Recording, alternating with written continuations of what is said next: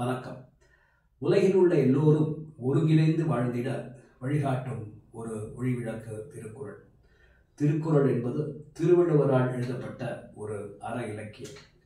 அறம், பொருள், இன்பம் ஆகிய 3 பிரிவுகளையும் உள்ளடக்கிய 1330 குறளை கொண்டுள்ளது திருக்குறள்.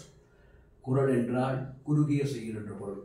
தினம் ஒரு குறள் என்ற தலைப்பில் ஒவ்வொரு நாளும் ஒரு திருக்குறளை கூறி அதன் பொருளை தமிழிலும் ஆங்கிலத்திலும் கூற உள்ளேன். இதனை கேட்டு எல்லோரும் பயன்பெறுமாறு கேட்டுக்கொள்கிறேன். Thirukkural, also known as Kural, is a classic Tamil text on ethics and morality written by the great Tamil poet Thiruvalluvar.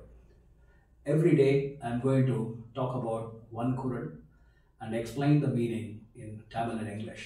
Please listen and have the benefit of the same. இன்றைய குறள். அகர முதல எழுத்தெல்லாம் ஆதிபகவன் முதற்றே உலகு. பொருள்: எழுத்துக்கள் அனைத்திற்கும் அகரம் முதலாக அமைகிறது. அதே போன்று உலக உயிர்கள் அனைத்திற்கும் இறைவன் முதல்வனாக விளங்குகின்றான். Meaning in English, A is the first letter of all alphabets.